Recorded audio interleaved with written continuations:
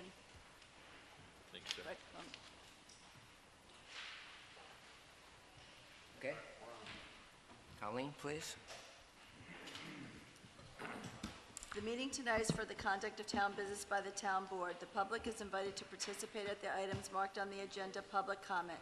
During that segment of the meeting, if you have a question or comment for the supervisor, please raise your hand and wait to be acknowledged. Please state your full name and limit your remarks to 3 minutes. Thank you for your anticipated cooperation. Thank you very much. I'd like to start the meeting off with the Pledge of Allegiance, please. I pledge allegiance to the flag of the United States of America, and to the republic for which it stands, one nation, under God, indivisible, with liberty and justice for all. Please remain standing for a moment of silence for our brave men and women fighting all over the country for democracy and freedom.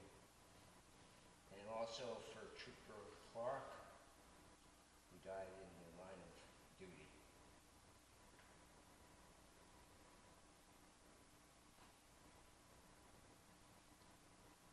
Thank you. Got a little trouble in my voice because it's pretty bad. This is Scott.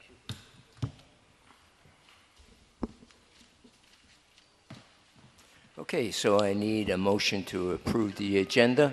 Oh my God. Motion. I'll second. All in favor? Aye. Opposed? None being said, motion carried.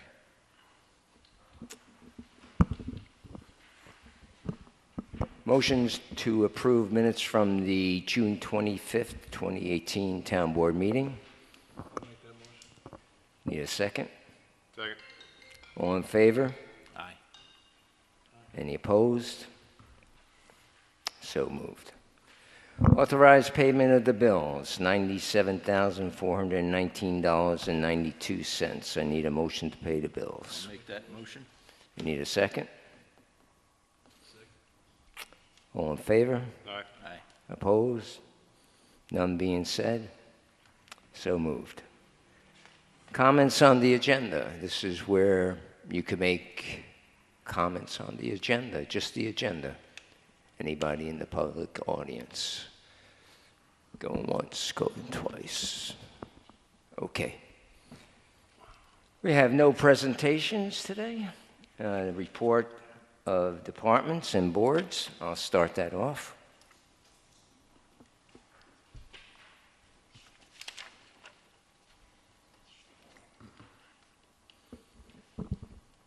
Town of Marlborough Supervisors Report, July 2018. We had a meet and greet with Region 8 DOT representatives at the Town Hall. Dave Corrigan was there, and the acting director for Region 8 was there. Can't quite remember his name, but that's okay. So we expressed our feelings about 9W,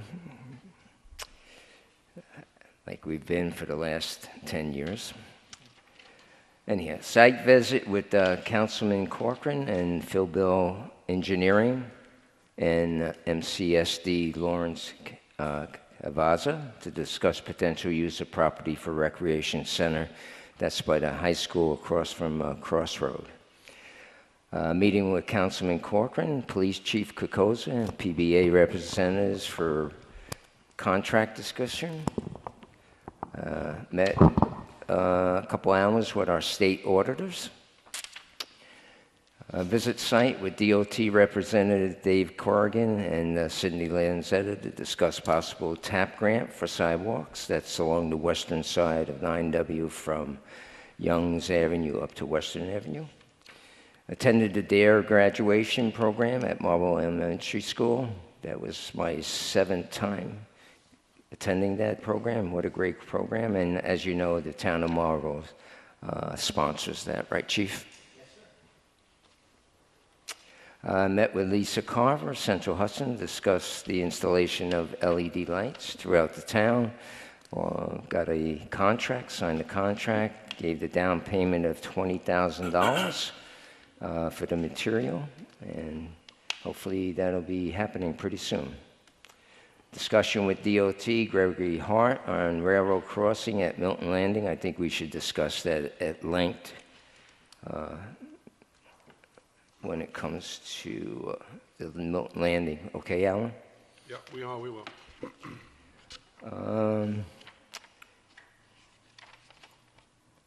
Had a meeting at the Cluett Chance for the Inclusive Playground Committee, and that was pretty good.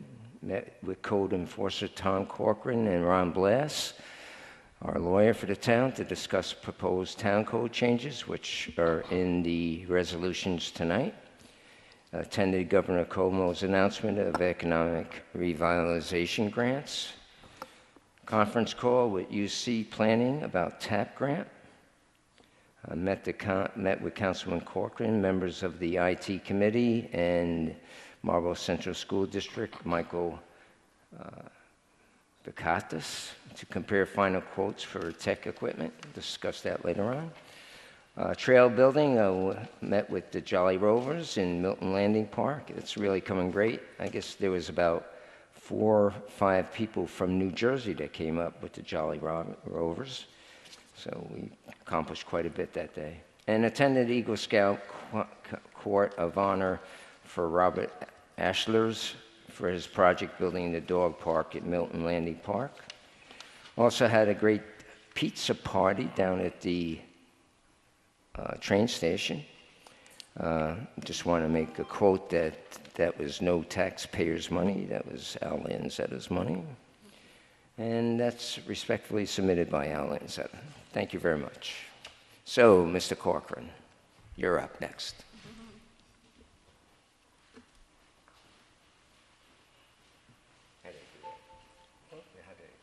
Very good. You know I tell you, didn't Hi, I'm Betsy. I can't stand this stupid thing. I got a new phone. Don't know how to use it. I'm All trying right, to. Building Inspector's Report, month of June 2018. Certificate of Occupancy 3, Request for Information 19, Building Extensions 8, Fire Inspections 12, Fire Calls 1, Stop Work Orders 1, Order to Remedy 14, Complaints 38, Burn Permits issued 33, Building Permits 33, 1 family, 2 electrical, 4 boilers, 4 demolitions, 2 tank removals, 4 pools, 3 sheds, 2 roofs, 1 barn, 1 addition, 1 commercial structure, 4 decks, 2 carports, 2 solar panels, for an estimated cost of building $6,179,646. Total monthly receipts: certificate of occupancy $650, request for information $1,900, building extensions $800, building permit fees $12,935.50, fire inspection fees $830, ZBA escrow fees $1,500, burn permit fees $155, for a total monthly receipt of $18,770.50. Total miles 1,390. Total gas usage 116 gallons. Tom, the estimated cost, that's basically for the pods? Is that added? The Yeah, the $6 pods million? are in there, which is $6 million? Yeah, yeah. And were most of those complaints by Councilman Baker or myself? No, there's always a multiple. The complaints always stay steady in the 30-40 range, and then what I could basically, the difference between complaints and order to remedy is the complaints sometimes we could take care of without actually writing the order to remedy. A phone call, a letter, stop by, kind of takes care of it fairly quick, and then if it doesn't happen, then we go to order to remedy. But we have a policy for complaints, right? Absolutely. All complaints are in writing. In writing, okay. Any other questions from the board? Thank you, Tom. Thank you. Appreciate it. Ellen, would you read Mr. Oh, sorry. I'm out of order. I'm out of order. Sorry, Chief. By the way, thank you, Chief, for the flags being flown half-mast for Officer Clark. Yeah, Appreciate I it. came in this morning and the notice was on my desk, which really didn't do us any good since it was put out, I don't know, late last week. So, but we got them down today. Thank you. Activity summary for the month of June 2018. Personal injury auto accidents 4, fatal accidents 0, property damage accidents 9, for a total of 13 for the month. Vehicle and traffic summonses issued 130 with 1 parking violation. Complaint activity, total blotter entries 348 with a total of 33 arrests. Telephone calls handled, 1,710. Payroll overtime, we had none for the full-time dispatchers and 48 for part-time dispatchers. Police mileage, 13,833 miles, with a consumption of 1,061.772 gallons.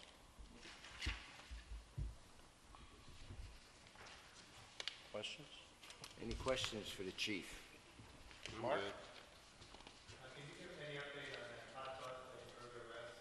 There's been no further arrests. The urgent is still working on the background to it, so there's nothing new to report. How you doing with covering vacations and stuff? You need more officers? We are looking to put on, I've located a local, well, he's from Poughkeepsie, who wants to be an SRO. So I have his background packet. We're gonna be looking through to do that soon, get him prepared for September school, and he'll work the road for now. So we're gonna look to put him on. Vacations coverage is not so bad, it's okay. Couple dispatchers, John's getting ready to go to the academy. Kyle Krusner was appointed, so that's 2 positions. Although John's gonna work dispatch through the academy, so there's really 1 position. And then a guy, Matt Hart, that really hasn't worked in the last couple of months. He just put in his letter of resignation, so we are training 1 girl now. So hopefully she'll be done with training soon, and then we'll make arrangements for those. Nothing more for anybody for the traffic? Now, and that's, what do you guys want to do about that? Do we split it to like, Yeah. through all different 3 ways? No, Is that- that's basically the agreement with the school, right? Or did No, you I'm say- talking about oh, okay, I the thought you were traffic talking officer, about like the we're money. No, Yeah. we're gonna split the ship, like 1 person. Yeah, for that's what everything? we were doing, is 1 person did the morning, 7 to 9, Yep. and then another person did 2 to 4. Right, Now we have nobody, so yeah. But I'm saying that'd probably be easier to find than somebody to do both. I mean, it makes sense. They want to do the whole day, get the 4 hours. It ruins the whole day. We Right. tried anything. Yeah. I'll try everything. They're, what do the other towns do for that? I didn't really look. I don't know of many towns that have traffic guards like that. Walker doesn't have theirs anymore, right? No, not ever since that horrific accident where they ran the guy over. But it's. So you're asking the board, would we like Well, to do? I think we advertised it several times now at Yes. like $300 a pop And with nobody- very little results, if any. We have to do something. We have to supply a traffic guard. We still got a little bit of time, but the clock is ticking fast, and there's nobody interested. What would you suggest, besides the, What are we paying? papers? It's $15.45 an hour, something like that. We put it on our website too, right? It's on our website, and I think there's a notice still hanging upstairs at the Yes, court, we still the have clerk's a bunch, office. yeah. Word of mouth. I've talked to the seniors. I thought maybe it'd be a great job for the seniors. 1 or 2 said, yay, I'm interested, but then never come back again once they realize what it's all about, the split day. It really has to be a retired person. Who else can come 2 hours in the morning and 2 hours in the Maybe afternoon? it's 1 for the morning, that's the biggest problem. We covered it with patrol and the SROs the end of the year, but I would prefer not to have to do it that way. And the school, of course, doesn't want to do it that way either. So Scott? I'm open for any suggestions. I really don't know what else to do other than, I've offered it to the dispatchers, come and do it. Actually, they get paid more than they would for dispatching. Well, do you But think it's it's a just a pay- terrible schedule. Do you think it's a pay issue, Jerry, or do you think it's just I don't know. the split times? Or I think it's the split times. I think even if it was $20 an hour, which would be ridiculous, but find someone that has to split time. the it split wouldn't- time wouldn't is the attract worst. any- It wouldn't attract the $20 you wouldn't get. I don't think that's gonna. I don't think so. I don't I think don't know. To me, I'd pay them $100 an hour. I don't care. It's just, that'd be ridiculous. But, I don't think it would make much of, well, for $100 an hour, somebody might do it.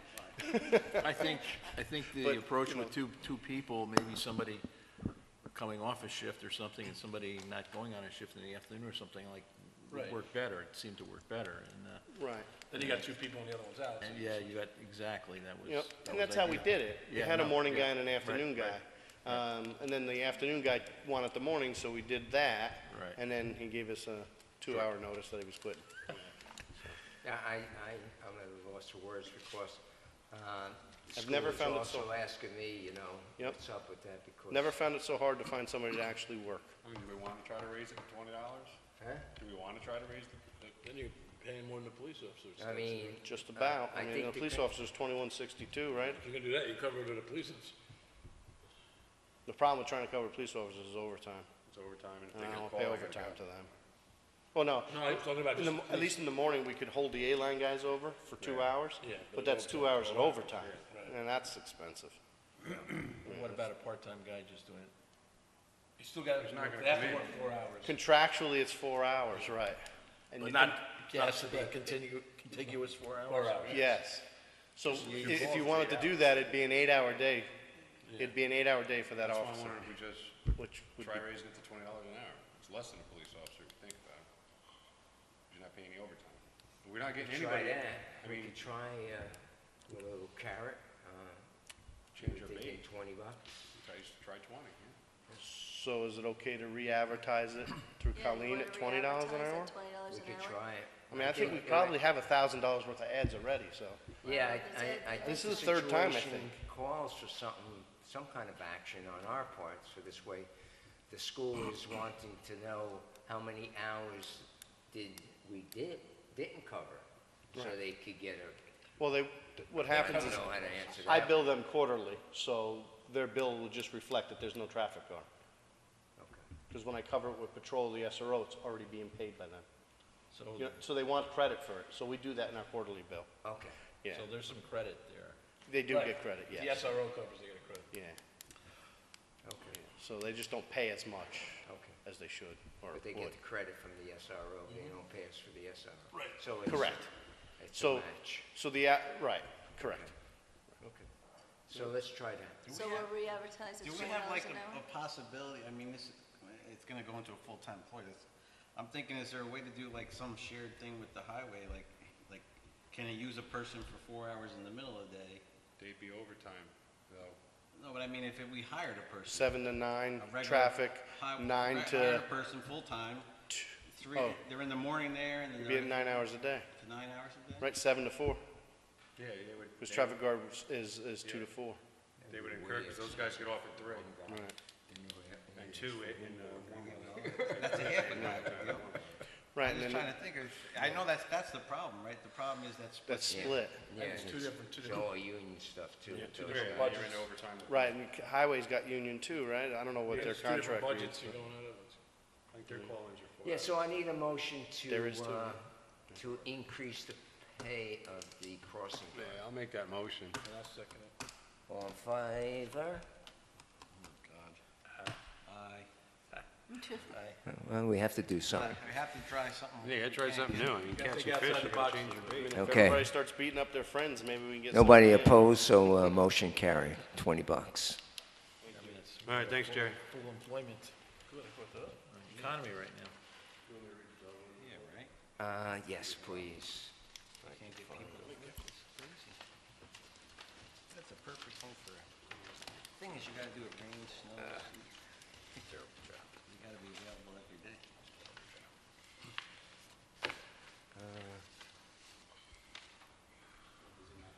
Let's, Alan, you want to read Gail's report? Yeah, I can do For the dog report? Yeah. For 9 and 2 to 4. 7 to 9, Okay. Report from the Highway Superintendent, monthly report for June 2018. Roads, we had put a concrete entrance in the parking lot off Western Avenue and finished it by restoring the pavement cuts, put up the signage and painted stripes in the parking lot. We continued mowing the township for site distance. We milled out and repaved bad spots on Bloom Street, Orchard Street, and Anna Place with hot asphalt. We had 2 crews out for 2 days cutting brush back for site distance around town. We had 1 man applying herbicide under guardrails around the township. We had to cut up a large maple tree struck by lightning on Jonathan Place on 624. Drainage, we replaced 70 feet of 12-inch CMP and replaced it with PVC, plus added 1 catch basin to this run on Grand Street. We dug up and replaced 160 feet of 12-inch PVC pipe and 1 catch basin on Grand Street. We repaired catch basins on Orange Street, Church, and Grand Street, and Church, the corner of Church and Grand Street. We installed 200 feet of 15-inch PVC in one catch basin on Mount Zion Road. We dug out and repaired a ditch line on Old Post Road. We replaced 2 driveway pipes on Lily Lane and repaved these, and a previous repair on Mount Zion. We replaced driveway pipes on Phyllis L. Drive and Old Indian Road, and repaved these on 628. We had Town of Lloyd assist us cleaning some clogged pipes on Breezy Heights, Orange Street, and Ridgecrest. Guide rails, we installed 160 feet of guide rail off Warren Street and 48 feet at the municipal parking off Western Avenue. Water Department, we assisted Water Department with a water main break on Milton Turnpike the night of 6/26. Fuel usage, gas 306.044 gallons, diesel 774.316 gallons. Respectfully submitted, Gail Appler Sr. Thank you, Alan. Okay. Charles? Hold on. Do this now? Or? Yeah, you can read that now. You sure? Yeah. Sorry, Charlie. Town of Marlborough Dog Control Monthly Report. Received a total of 14 calls this month, including 10 calls of service from the Marlborough Police, State Police, and Ulster County Sheriff. Responded to 5 active complaints, and those active complaints are now either closed or resolved. They have 1 open case in court, and it's being addressed, but is ongoing and unresolved. They have no stray dogs in the impound. 5 appearance tickets were issued for the month. There are no dogs in the kennel. We had 1 dog bite reported this month. A dog bite involved a recently adopted rescue dog attacking its new owner. I strongly advise our residents to take great caution in adopting and always consult your vet or a dog behavioral professional prior to adopting. We have 2 cases in the Marlborough Court at this time. Respectfully, Andrew McKee. Thank you, Chief. Appreciate it.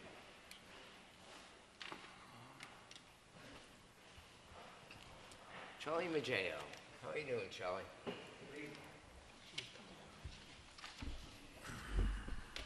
The monthly report for June, our water consumption totaled 15,449,000 gallons of water, which is a daily usage of 501,000 per day, compared to last month, which was 15,070,000 gallons of water, which is a daily usage of 486,000 a day, compared to a year ago, which was 15.1 million for the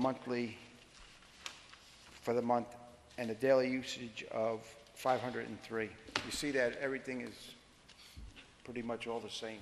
So we've been averaging for the past couple of years the same water usage almost every month. The summary for the month: water mains, we had to repair a 10-inch water main on Milton Turnpike with the help of the Highway Department. Hydrants, we weed whacked around the hydrants. We repaired hydrants on New Road and 9W, Highland Avenue and Church Street, and also on South Street. Service lines, we had to repair a line on Sands Avenue. Storage tanks, we inspected and took samples and mowed around our storage tanks. Classes, Cliff and I attended a New York State backflow class. Sewer lines inspections, 1. We had 3 closings, 45 markouts. Gallons of gas used was 290, and the mileage for the month was 2,000.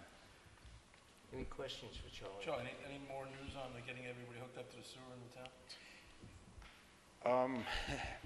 We're down to about, we're still at the same number. So we haven't any progress? I got 1 to hook up, Oh, okay. so we're down to 5 maybe now.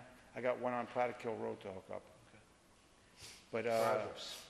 most of the other ones are all, have to be pumped. Right, but I So understand that, but I mean, have you spoken to them, sent them a notice? we sent them letters, Right, no response? no response. Charlie, the water main breaks that you've been having on the turnpike going up the hill there, you guys are there quite a bit. Like, for the last few years, like every few weeks you're there. We've been replacing pipes. We've been cutting out pipes, sections of the pipes, so hopefully, I don't know if it's just bad metal or something and the ductile iron. Yeah, Because there's no high pressure there. No, it's all low pressure. But I was just wondering, I mean, That's all cast? No, it's all ductile iron. it's all ductile, it just breaks. Like, they're there like every 3 weeks. Like, am I right? Kind of? 3 weeks? We've been there mostly a lot. A lot. In the last past, since Yeah, November. anything to do with the traffic? But I mean, is down there any, that road? well, I don't think it's the traffic. I mean, is there any way you can just replace, instead of having all the overtime, can you just, I mean, what's the estimate to replace the pipe? Replaced. Well, you're there all the time. It's about $100 a linear foot. Also, some of the installations, when they it's on shale. They never went low enough. They never bedded the water mains. I understand that, but I mean, the amount of time that and it's not your fault that they're breaking, I get it, but the amount of time that your department's there, plus the highway department's there, I mean, that's all overtime. And these guys are working through the night. I mean, I know it's $100 a foot, but I mean, I'll measure out how much water. measure it out. I mean, if you just get an estimate, I mean, it's just. Is the reason, you're- excuse me, I didn't mean to interrupt, is it because it It's wasn't mostly laid like- right, because It's mostly in a certain section that it keeps on lays on failing. the stone, and the stone, Some of it's from shale, maybe the line wasn't put in, when they inspected it, the lines weren't put in properly. One side is higher than the other. That's what I mean, it's just, no, I understand. Most of them have rocks about the size of me on them. So, they're big 200-pound boulders. How many feet do you estimate? That's probably from, what, top to down to custom compost is where it seems to be. yeah, about that. So you're talking, what was that, Bill's Way up top? So from down. That's a here. 4-inch main or 6-inch main. It goes from 8 to 6. So they put pieces in there. I can measure it out. Okay. And just, I mean, even if you can just go back for the last 2 years and see how many times you were there, you have all that written down, right? I don't care, just Yeah. tell me 10 times, 12 times, 15, something like that. So Some you're of there a them, lot. some of them are repeats because Yeah. the bands. That's what I know, because I know when you guys dig, I'm like, that's where they dug like 3 months ago, it's the same hole. Then some of them were we dug in one spot and then 15 feet in front of it. Yeah, so I mean, There's it's just a another one. problem that kind of needs to be addressed. You know, we're spending a lot of money on overtime. You're thinking, Alan, we need to maybe completely dig up that section and replace it? Is that what you're? Yeah, 'cause like Asking- Charlie asking- says, the bands are breaking, they're putting bands on, they're digging the holes, right? You got the highway crew there, his crew there, they're digging the same hole, and they're replacing a band at the same spot. So there's a problem. This, You know what I mean? like again, this last one was just 15 feet in front of a section that we replaced. So, At the time, the pipe looked well. You know, we do inspections on them. you can only patch a tire so many times before you gotta buy a tire. There was a hole in it. And It's you're not also that the- looking at the storage tanks too, right? Yeah, we, this time of the year, we go and inspect them because of the temperature. Okay. The chlorine doesn't really last too long in there, so we just want to make sure that we have the proper chlorine residual. Last time we talked about, I'm talking about the big storage tanks on Western Avenue in Milton. There's trees around there. Trees there. You were gonna get an estimate of clearing that out? Yeah, I haven't got one yet. Okay, but that's on your list, okay. We'll look. It sounds like we might have some, Maybe get the Work to do. highway department to do it. Thanks, Charlie. yeah. Thank you, Charlie. Colleen, how are you this evening? Good, good. Good. Town clerk, monthly report for June. Burn permits, 1 for $205. Conservation, 9 for $11.16. Dog licenses, 33 for a total of $185. Transfer station permits, 5 for $110. Punch cards, 43 for $2,270. Marriage licenses, 1 for $1,750. Building department fees, 1 for $14,270. Fire fees, 1 for $520. Camp fees, 46 for $17,625. Accident reports, 20 for $100. Certified copies, 3 for $110. FOIA requests, 1 for $2. Park fees, 4 for $1,250. Jiu-jitsu, 1 for $150, for a grand total of $36,825.66. Jiu-jitsu, 150, finally. Yeah, they're always behind, though. But I still don't see anything from boot camp ever. I've never received any money for boot I camp don't know what ever. else we could do here, Al, because I've Shut asked, the door. Vinny's Never. asked, you asked. I don't know what we I can do. think what we can do is next time in the winter when he wants to use it, Well, he's using it now. He didn't They're stop there all the using it. Oh, I thought he'd go. No, I because thought the they'd people do- voted, the people that go there voted they wanted to stay there. Because of the air conditioning. So they're still there. Never left. Maybe they s- were going Yeah, they to used to- use the school. I only know because a family member of mine goes to it. Okay. Well, if he's not gonna pay, I Go mean, there. ask him for his I key. know that, Why don't we yeah. just take the key away? Take the key That would away be- from him. and He's not change the gonna pay. locks. Well, you have to change the locks, because he won't give you the key. You won't Maybe get the that'll key. stop it, or maybe that'll We make can send them the start police chief to paying. get the key. Yeah, me, I think Jerry can get the key from him. I me- mean, let me just- we've all asked him, right? I'll try one more Stay time, here. and then we'll do that. And nothing against him, he's doing a great job, but if you have to pay like everybody else is paying, you know? I thought they left, I thought, Well, he usually does. yeah, during he the usually summer. does it at his home or But at the school. if you could just, I mean, Let me call again tomorrow, text him, or Facebook him, or whatever.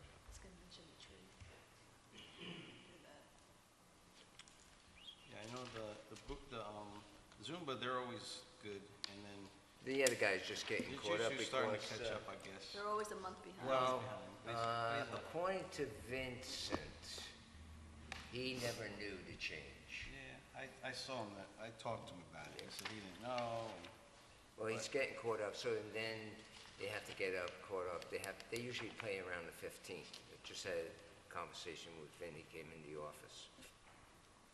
Let's see. thank you. You're welcome. So I got a report from wastewater treatment facility, Tony Falco. I think everything pretty much stayed the same. A report of the Marlborough wastewater treatment plant for June 2018. The average flow meter reading to the plant was 91,700 gallons per day. The design capacity is 175,000 gallons per day. We use 52% of capacity. The process is meeting all the Speedy's requirements. Lab results show that we removed 98% of BOD and 95% of suspended solids during the month. The Milton wastewater treatment plant, the average flow to the Milton plant during June 2018 was 28,000 gallons per day. This is about 51% of the design capacity. 55 gallons per day is the capacity. We showed 99% of BOD and 95% of TSS removal. The process is working well, meeting Speedy requirements. As usual, if you want any other information, you could call Mr. Falcon. Thank you, Tony. Appreciate it. So I think because it was a pretty dry couple months, right?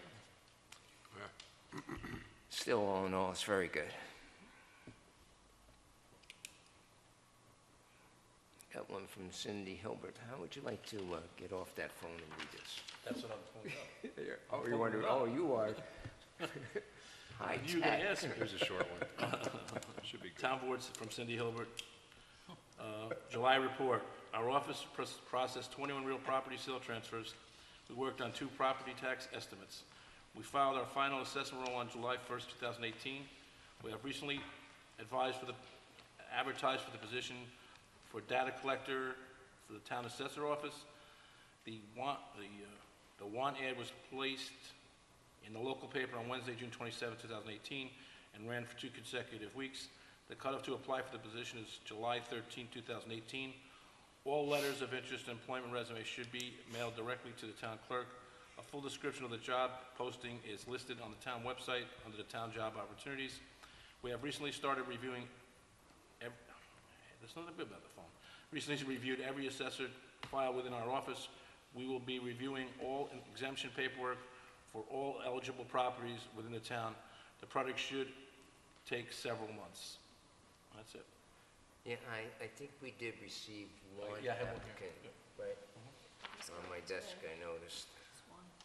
And Mr. Baker. So you guys say don't read my emails. You just read it. We'll get that. We'll get Planning, that. Planning Board report, Town of Marlborough.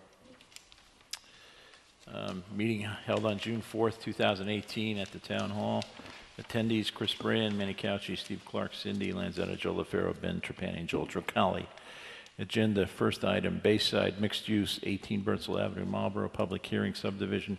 Public hearing was open and closed with participation from several residents voicing their concerns. The subdivision was approved via resolution by a 6-to-1 vote. Second item, Pascal Taddeo, Pascal Place, Cameron Court, Marlborough sketch lot line.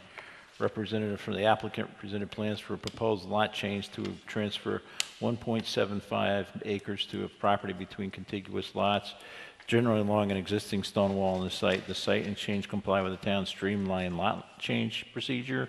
Applicant's representative was advised to provide clarification regarding property deeds, mortgages, and surveying. Applicant was added to the June 18th meeting. Next deadline is Friday, June 8th. Second meeting reported on same number of attendees as the prior meeting. The agenda, the first one was approval of the stenographic minutes from 5/11/2018. First item on the agenda was Ridge Road subdivision, Ridge Road, Marlborough, public hearing subdivision. The applicant returned for a public hearing which garnered limited input. Board member Cindy Lanzetta expressed her concerns regarding the pre-existing drainage district established on the site in 2010. Changes to site development in 2014, as well as currently proposed changes, did not include resubmission and/or modification of the 2010 drainage district regulations by the town board as per law. The planning board therefore withheld decision in order for the town board to review modifications to the drainage district. Second item on the agenda, Paradise Valley Orchards, Limited Liability Corporation, Peach Lane, Milton, public hearing, lot line change. Public hearing was open and closed for proposed consolidation plans of 3 large parcels resulting in a single 106-acre parcel were presented. A single neighboring resident asked that any clearing of said parcel did not result in materials being piled on or near a shared stone wall which acts as a property line. The project received approval via resolution, which was preceded by unanimous approval of the short environmental assessment form and seeker negative declaration. Next item, Pascal Taddeo, Pascal Place, Cameron Court, Marlborough, final lot line. The project received approval via resolution, which was preceded by unanimous approval of the short environmental assessment form and seeker negative declaration. Next item, Marlborough District Route 9 LLC, 1100 Route 9W, Marlborough, final site plan. At the request of the applicant, the resolution for final approval was modified to revise the DEC stormwater management to become a condition of receiving a building permit.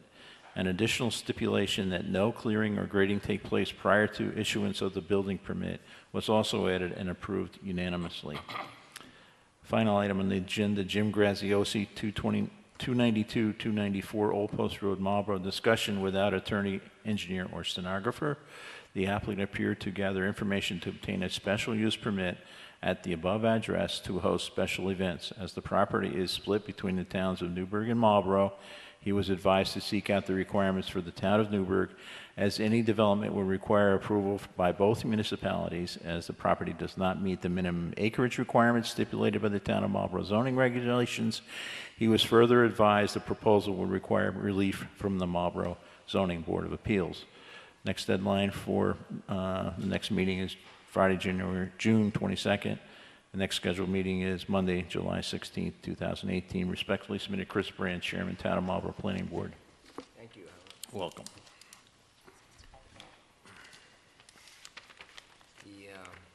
The pods are all done.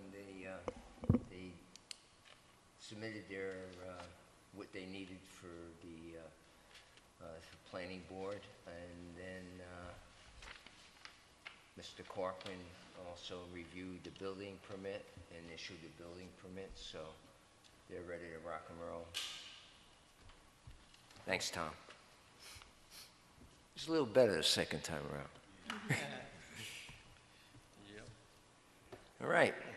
I think we did all the departments and boards. Report of the committees, Recreation Committee. I guess they had a concert, right? They started the concert Friday, Right. Anybody go? Yeah. Actually, I went to a ball game with my grandson. It was grandpa day at the Renegades, but Cindy went. She said it was well attended. There was a little over 100 people. I had a great time. They didn't all drive down, which was good. That means, how many did then? Didn't know. I know you said. No, the only people that drove down were the American Legion to Yeah. do the food. So everything was good. Good. Everybody had a great time. She said it was great. Who was the band? The, Not the Alpha Male. yeah, That was the Alpha Males? Okay. she said they were good. They had a lot of fun. Yeah. Alpha Male Gorillas. Alpha Yep. male gorillas. They are the first ones. That's Vinny's band. Vinny's group, right? Yeah. Anything on emergency management preparedness committee? Nothing new. Okay, that's a good thing. Conservation Advisory Committee, we didn't meet last month, but we are meeting July the 18th at the Town Hall at 7 p.m. Anybody could join. We're discussing about the design standards for the 9W corridor, so everybody's welcome to that meeting. So that's July the 18th, Town Hall, 7 o'clock. IT Committee, we finally got together and had a meeting and with Scott, myself, Mike Bukakis from the Marlborough School, and Joel, and Danny Brooks. Did I leave anybody out?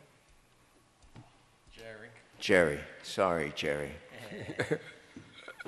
So, actually came up with a line item of exactly what we wanted, and I think the overall price came to, I know it came to $7,911. It's almost $8,000. I figure because we have 7 of the Chrome notebooks, so our share is around $5,530, and their share is around $2,400. But I think we're in budget a little over maybe, but it's all good. Good? Okay. I didn't check the budget, but I thought that was pretty good. We estimated we wanted to spend about $5,000 on this, so we, from our, what we put out as our budget for our head, we're over, but as far as what we actually budgeted for, we're Okay. yeah, so. So Mike is on vacation. As soon as he gets back, talking to Mr. Brooks, Superintendent Brooks today. As soon as he gets back, they're cool with it. They're going to start ordering all the equipment. So that's the big TV on both sides. And they're gonna do the install, which is. They're going to do the install. And it's going to be a little higher than we expect because of the hollow walls, but it should be good. It'd be great for the planning board, I think, too, you know, with all the presentations for the public hearing, they could actually see it either on this side or that side. It's a 80-inch diagonal, I think, something like that. So it's all good. And that's gonna get us to go basically paperless then, right? Yeah. All right, which is good. Yeah. We'll have our little Chromebooks. No, I mean, it's Just good. like he was doing before. Yeah, no, I do them off mine too, but that's we good could that we're gonna, stop Yeah. then we go paperless. Yeah, That's I what I stop like. paper. And the agenda will be on the TV there. Yep. All And right, people good. can look at it. Good There'll stuff. definitely be some in the back also for those who wanted it, but not that many. Good stuff. Milton Train Station Foundation, I think they're planning for a big celebration in October. Basically, we're going to do a walkthrough with Ted Bartlett, the architect that drew up the RFP this week with the construction people. And we might have a couple of bucks left, so we'll have to see what we can do with that.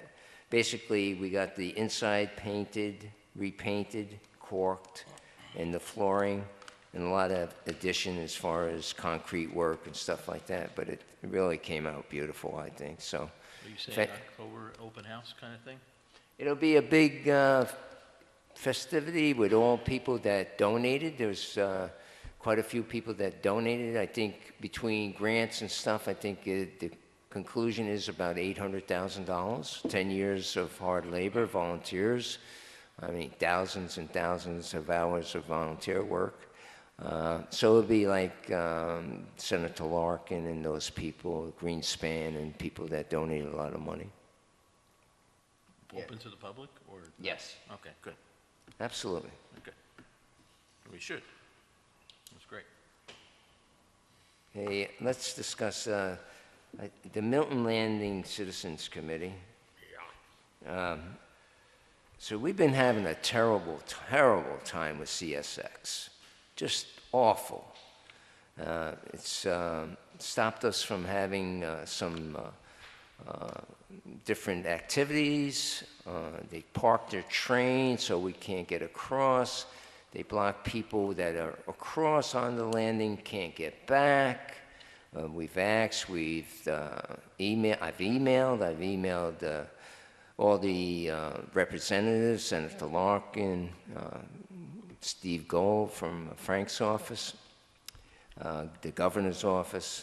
We have an ally, Mr. Gregory Hart, in the DOT that's working with us to see what's going to happen. And I think, Alan, you were down there when Mr. Hart was down there, and Yeah, he was pretty upset with how they're treating us. He's 100% on our side, and the way we feel we're being treated, he 100% agrees with us. I mean, that crossing was ripped out at the end of April, right at the beginning of park season, you know, and then just kind of delayed.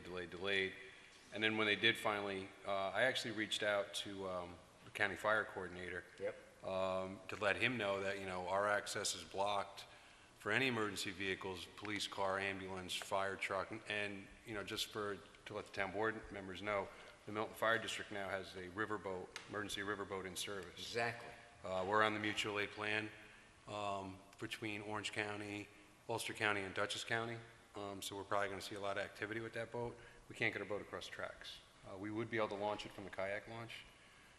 So I got a hold of Everett Erickson and explained this to him. He reached out to DOT, and Mr. Hart confirmed that Everett reached out to it. I also reached out to the police chief, Kokoza, and asked that anytime that the officers are down there patrolling the park, if they notice a train that's blocking the tracks, in the email I put the crossing, there's a 1-800 number to Jacksonville, and then our crossing number is 106-507F. I put that into the email. Since then, CSX has changed their policy on reporting blocks. This is just randomly, you know, or coincidentally changed it. Now they want you to email them if it's not an emergency.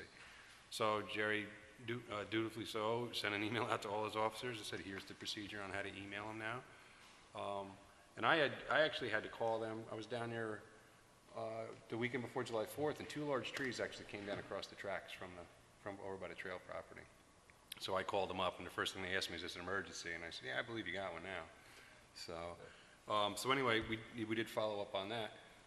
But still, if you go down there, there's families crossing the tracks. There's baby strollers going across the tracks.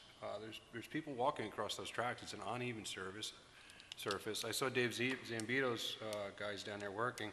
He's taking a Skag lawnmower across those tracks, and it's not a smooth ride for that guy. And, you know, the Skag mower weighs at least 1,000 pounds. I mean, did they even bother to smooth the gravel out? No, they just if you go down there, They dumped it and left it like a mound. It's just a instead mound. of the So width of the crossing that used to be there. yeah, it was Ridiculous. They did the absolute 100% least that they can do for it to still be considered a crossing. So it's pretty much, to me, it was a slap in the face. Yeah. And I it has agree. been, and communication's been poor, if any. I mean, I don't hear back from it. If I send an email, I don't get anything back. I don't either. So, Don't feel bad. you know, it's an issue that Al's been on, I've been on, Mr. Hart's been Previous on. administration, Mr. Police, we have our Osborne's been PD involved, and we have the county, you know, the county fire coordinator is now involved. So we're not going to let up on them, but. on. No, it's a big How problem. do you think things went so badly? You know, I haven't been involved in most of this, but we had that meeting with them 2 months ago. 2-3 months. 2 or 3 months ago, very friendly meeting, DOT, CSX, and the other federal guy. Yeah. Seemed like we And were the getting along. safety guy. Yeah, it Yeah. seemed like we were getting But it along was- famously. It was almost the same, like, hearing the meeting, because Gail and I were given a different time or date, but we weren't able to do it. But from the conclusion that the summary that you guys emailed out, it was the same meeting we had 5 years ago. It was the same end result. It was the same. It was deja vu all over So the again. guy that does public relations, he just smooths us over, and then the And then CSX guys that have Go on the wild the goose real chase. power, they just Yeah, do whatever they And want. then go on the wild goose chase about the pedestrian bridge, and that'll take you 3 years, and then we'll tell you no.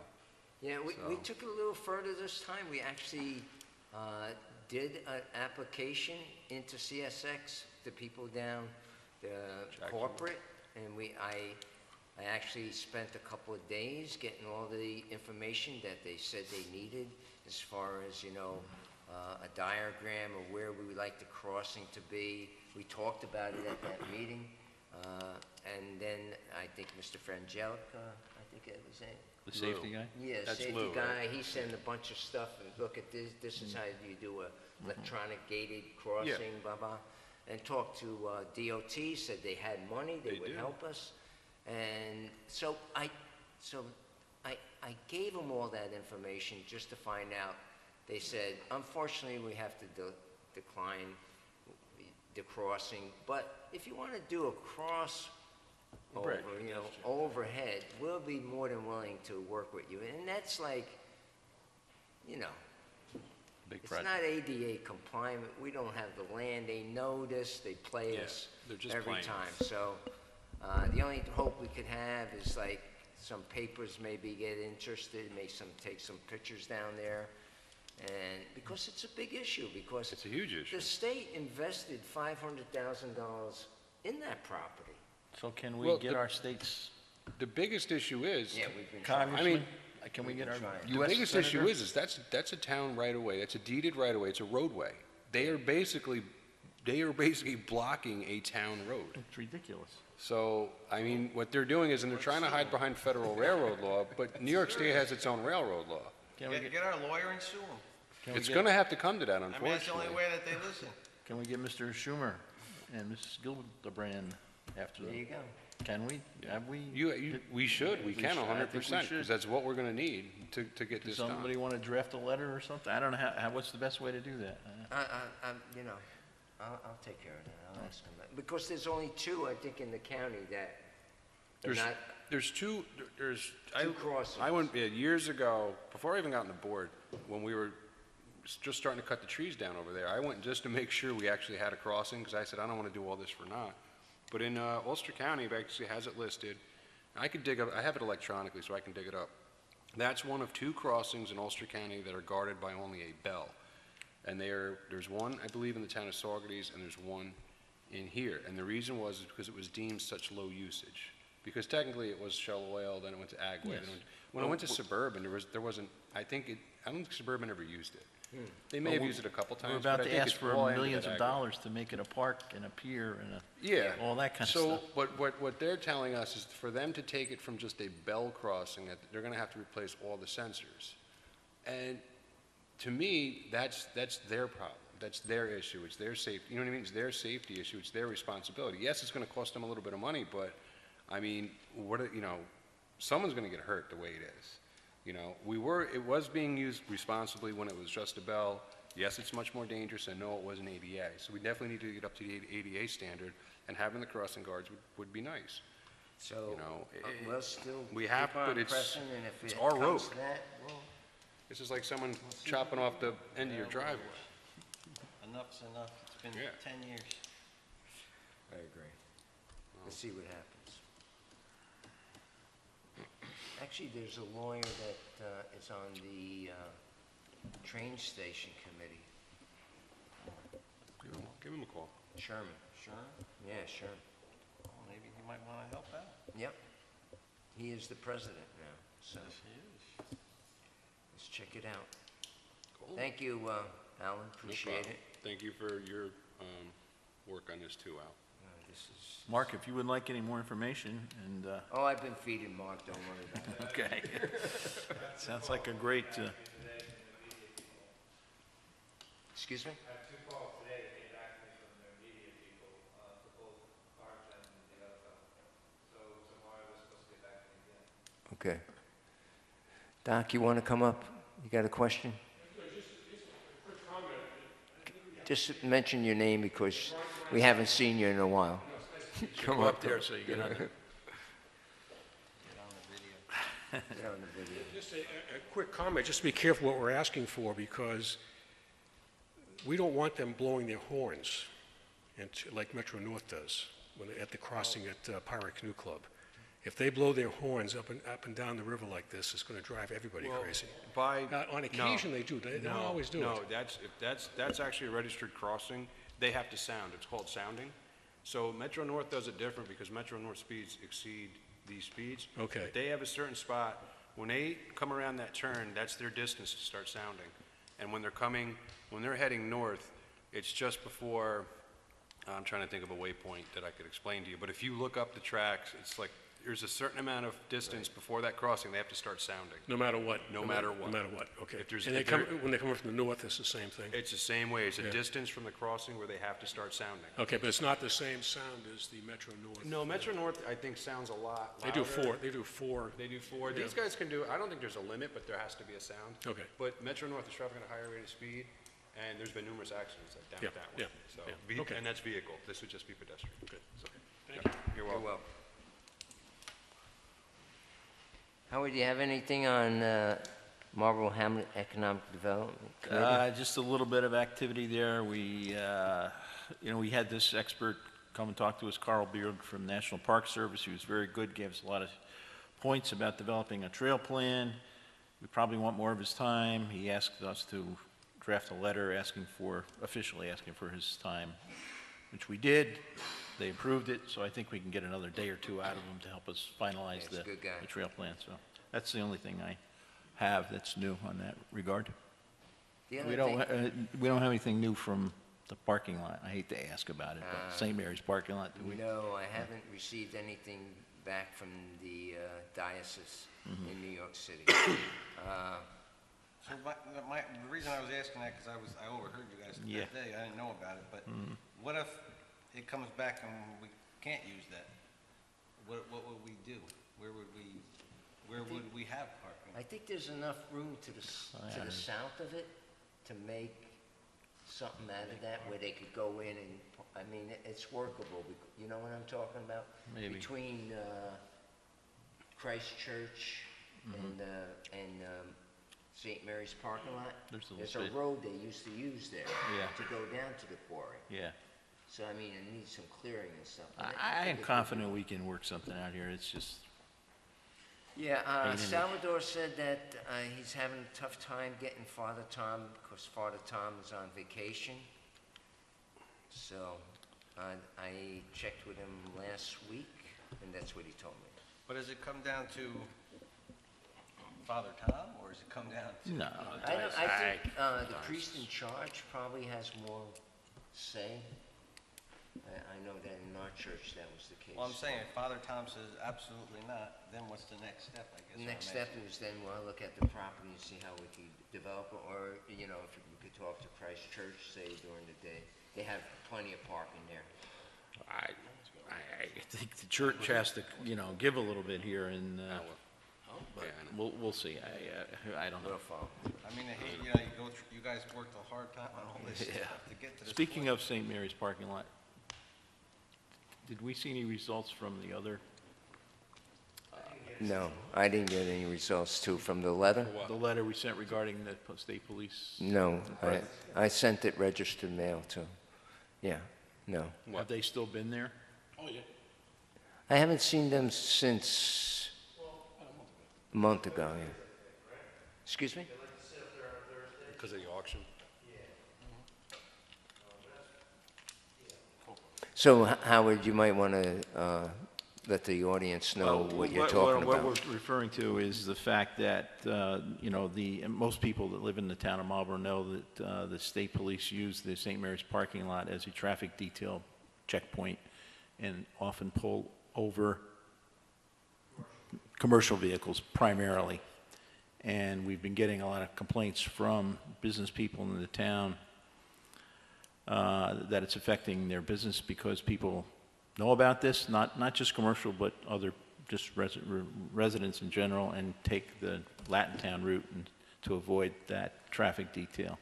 And it's hurting businesses, gas stations, and so forth.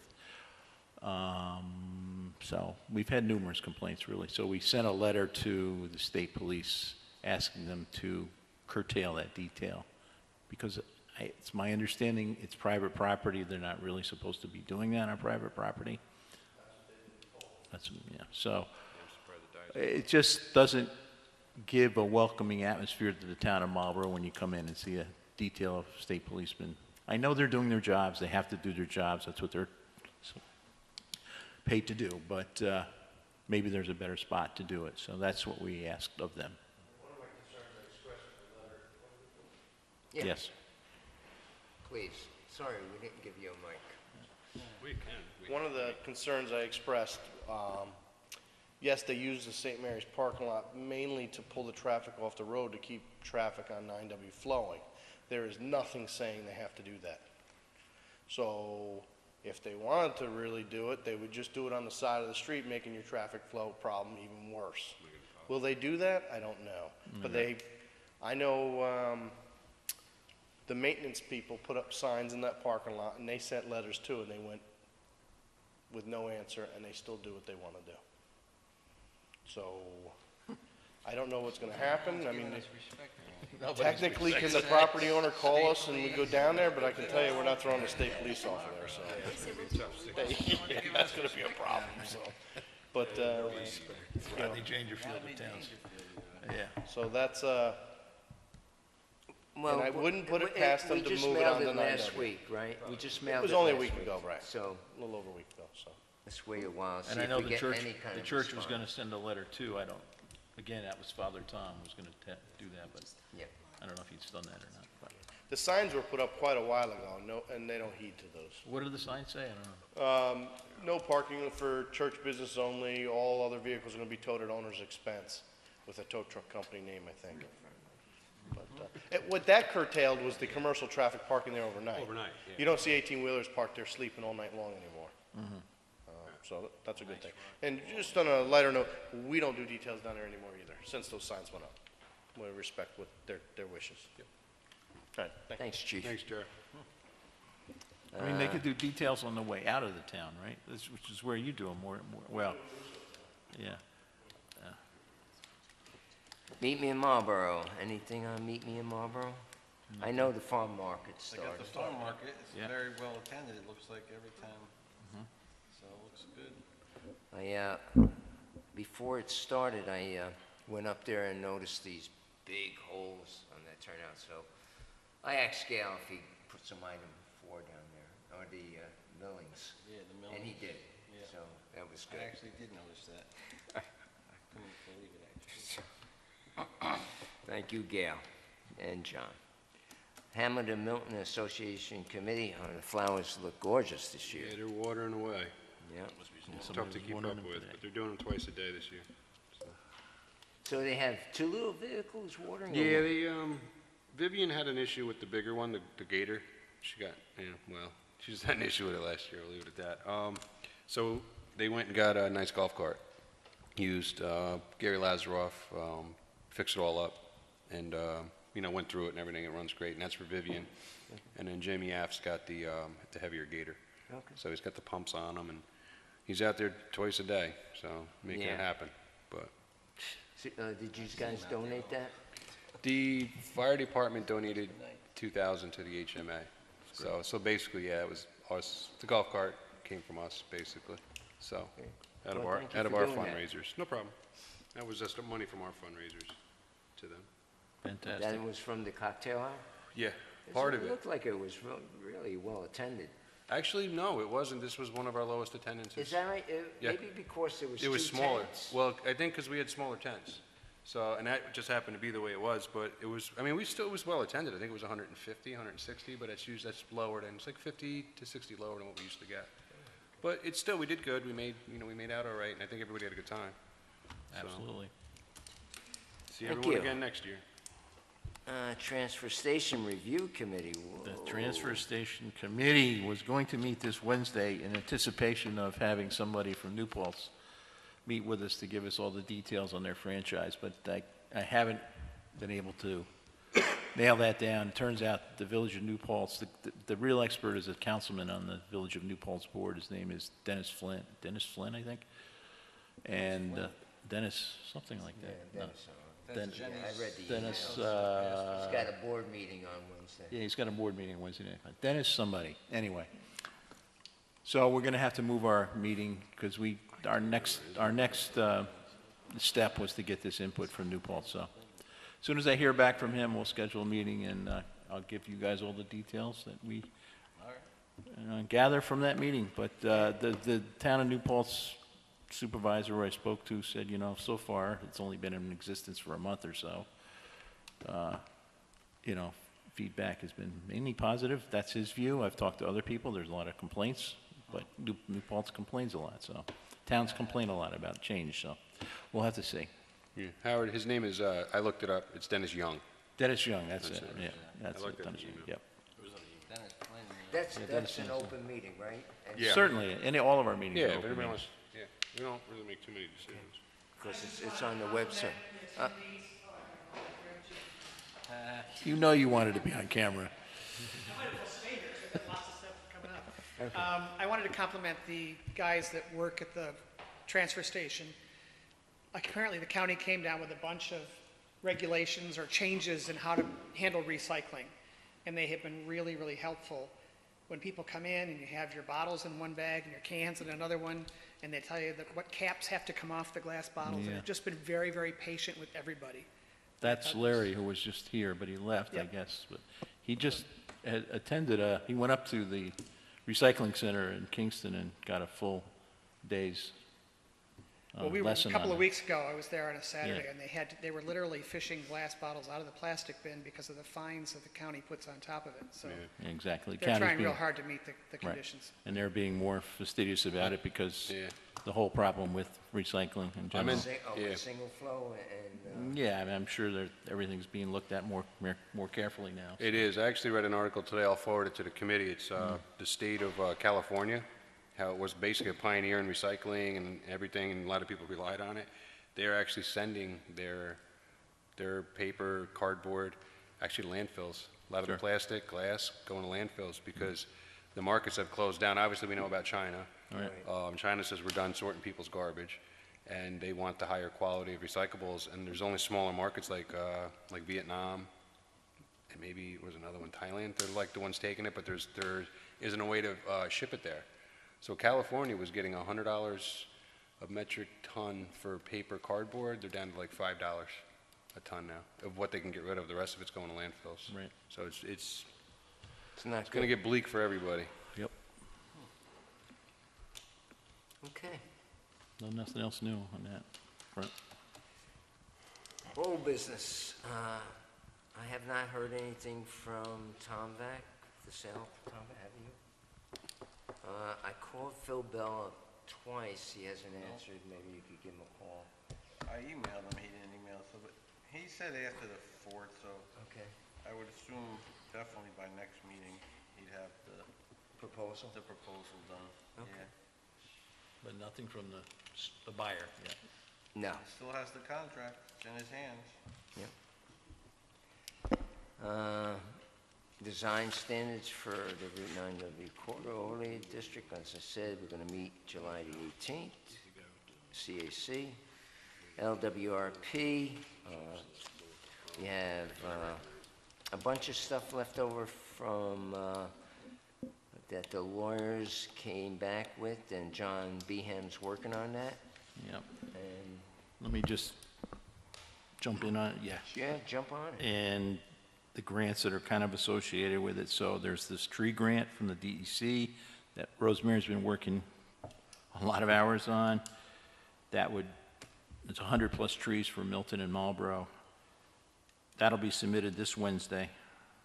She's just wrapping that up. I spoke to her today, so that's good. That's for trees.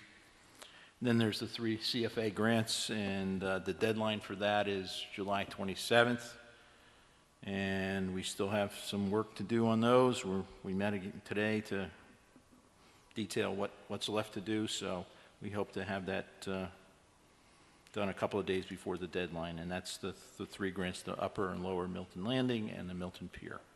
So just so you guys know, we're working it, and Rosemary, of course, is the head person on this. The gatekeeper. Or the gatekeeper. And, And like the- I still think, as we discussed last time, you know, if we were to get all of these 3 grants, plus the other grant that we're talking about is the TAP grant, and that's kind of back on the table now, maybe. sort of. And if we had to spend something on a pedestrian crossing, we're still talking about $1.375 million that we would have to possibly come up with if we were to get all these grants, which we won't.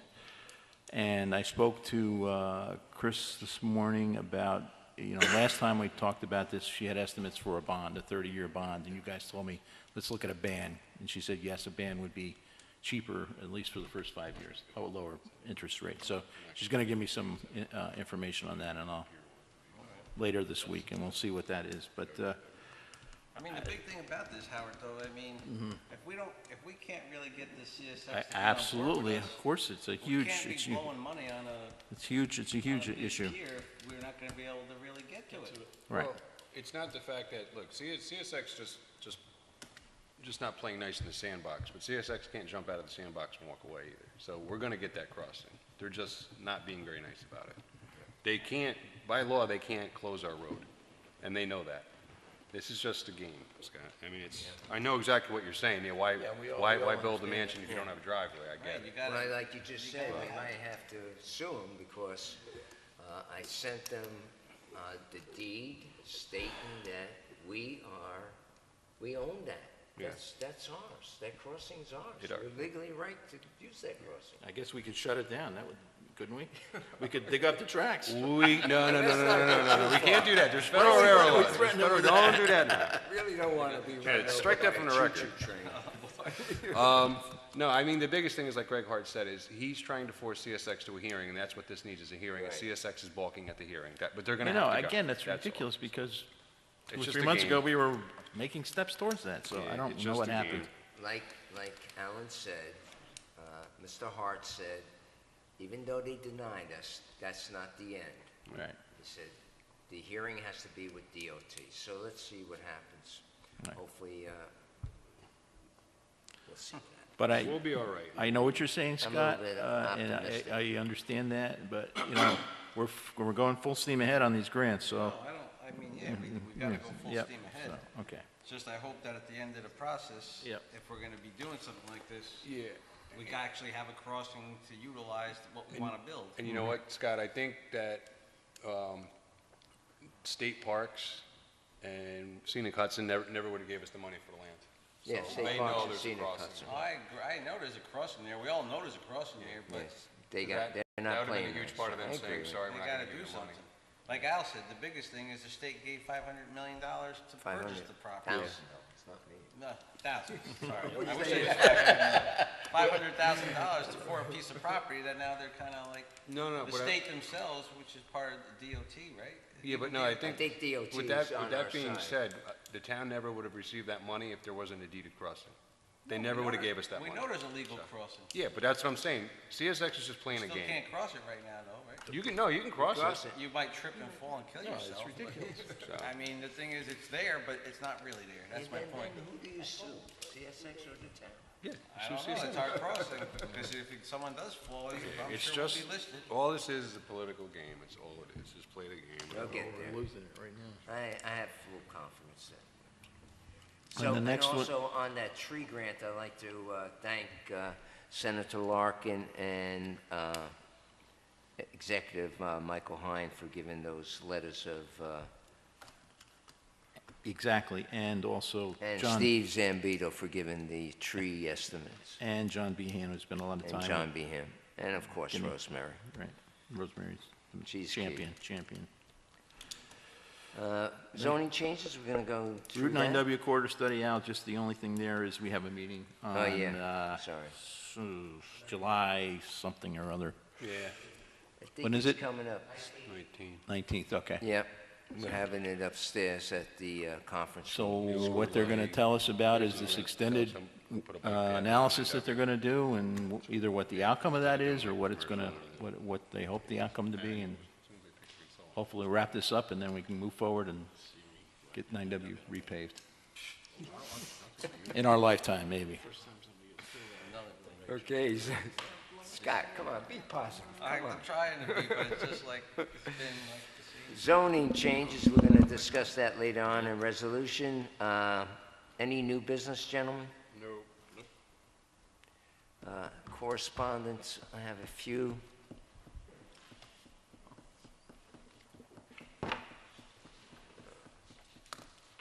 You saw the letter from Reverend Jody. Yes. All great things about Community Cleanup Day, Turkey Trot, Community Yard Sale Day. We tried that Community Yard Sale Day, Sheila Manisi did with the 4th. Yeah, I don't know about that. Like all these things, you need volunteers, but like Howard said, maybe I got the maybe impression somebody would commit to he has the more power than we do. congregation. But, you know, on the 9W corridor, the Dems do a certain portion. They do from CVS to the Tomback building. And I noticed there's a union. I forget the name of the union. They also do the cleaning. They go a little further They were going down to the south. Yeah. So, let's see what happens. I got a letter from Senator Larkin. This letter will confirm that I have secured a grant for $150,000 to assist with the construction of an inclusive playground at Cluett Chance Park. I'd like to thank Bill. He's been a great ally to the town of Marlborough, him and Frank. As you know, he's not running this year, but we'll miss him. Al, Good guy. didn't he provide money for the first one? Yes. Unico. He did, right? He might have, back in 1986, he might have. Oh, the one, he didn't, okay, not the one at the town park? I know he, That was Unico. When he my did the one out children here. were in school, Okay, they I were thought he in- did the one up No, there, the original. Unico, The original Unico built that in Okay. 1986. Okay. At Milton. When I was at school.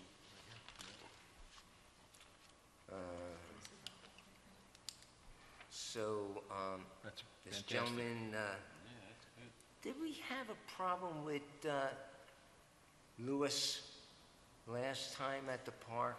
He went a little late. This is for, like, Mason's request for use of Marlborough Park Pavilion, August the 5th. The purpose of holding a fundraiser for a nonprofit charitable organization, Mason's Voice, for abused children. Did he go a little too long, like into the? Past us.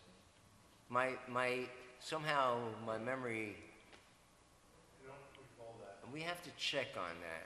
I thought, like he said, it was maybe like 300 or 400 people, apparently like 50. Yeah, not too many people showed up last time.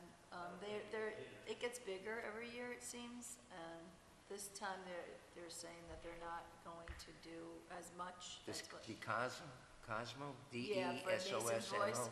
Yeah, so, I mean, it's entirely I up to you. I don't have any problem, but You as could tell long as them what what's time. our policy that 10 o'clock, they're supposed to be out 10 of the o'clock park. he has to go out? And when we call them tomorrow, Yes, we yeah, can- make sure that they we do can that. Tell them that That's our they have to policy? be out by 10. I think last time they went a little. Did they? Yeah, I think Okay. so. I'm not sure. Well, either way, we could just tell Yeah, them that they I have to don't be think the out by board 10. has any problem with waiving the fee. But just check into that, please. Yes, Appreciate sure.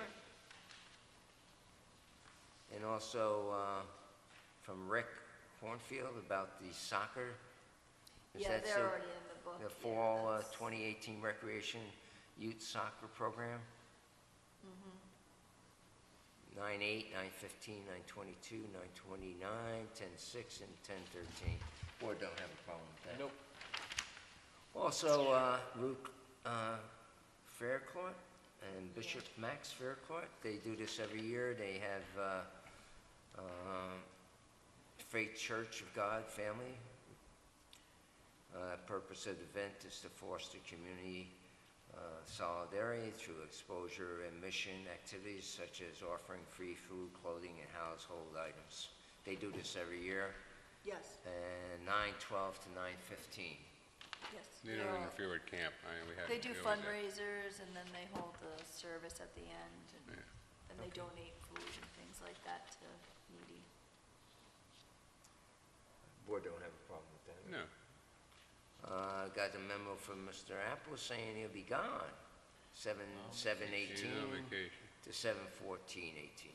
And John Alagi will handle all highway calls in his absence. I sent this letter to you. I'm not going to even read it. It's from Nick Lilly Yeah. about that thing. So me and Alan talked about it. He has to go back in front of the planning board, and the planning board requests he do a full build out and looking at the drainage district. So That's correspondence. Any public comment?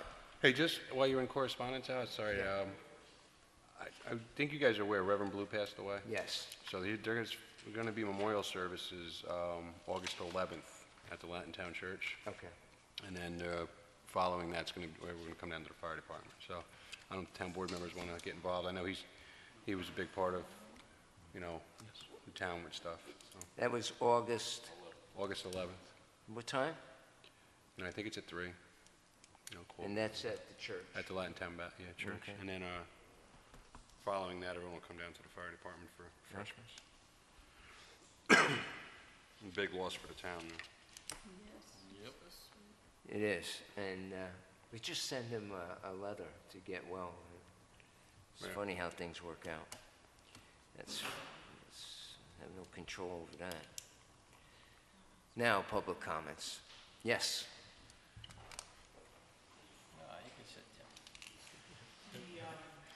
To continue on that, with Reverend Baloo, he was the chairperson of the Ethics Committee, correct? That's correct. What is the town doing about replacing him on the Ethics Committee? And is the Ethics Committee still in service? Yes, it is still in service. They haven't met in more than 2 years. Are you on it? It means we're doing our good job. Are you on it? My partner happens to be on the Ethics Committee. I was just questioning it because according to the bylaws of the Ethics Committee, they're supposed to meet twice a year just as a committee. Yeah, And I understand Reverend Blue may have... David Blue is the chairman, so we'll have to look into it. Okay. Thank you for Are you bringing that interested? to my... Are you interested, or Pardon me? are you interested?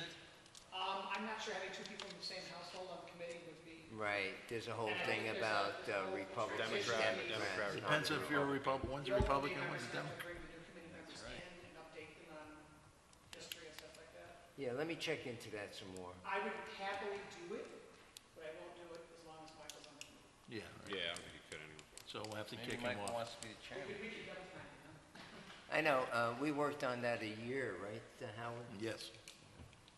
With Dave Ballou. Yeah. James? James Garofalo. I'd like to make some statements about the local law resolutions, because I don't know if I'll necessarily be here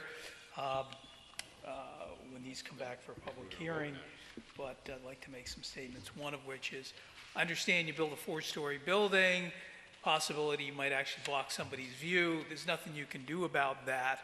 I know I have a satellite dish, and the satellite is pretty darn low to the horizon. Maybe you could think about some way if somebody's signal is blocked because you're building such a tall building that they can still get a signal. With regard to the noise ordinance, I'm not necessarily in favor of putting people in jail for violating a noise ordinance, but there may be people who are certainly willing to pay the price.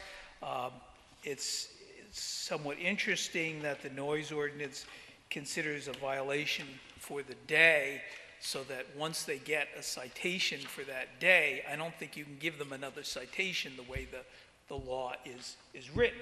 Now, what you might be able to do is if you get continued complaints and the police have to continue to go out there, they can write that up, and when it goes before the judge can see, oh, they came out here 3 or 4 times and they were continuing to do that.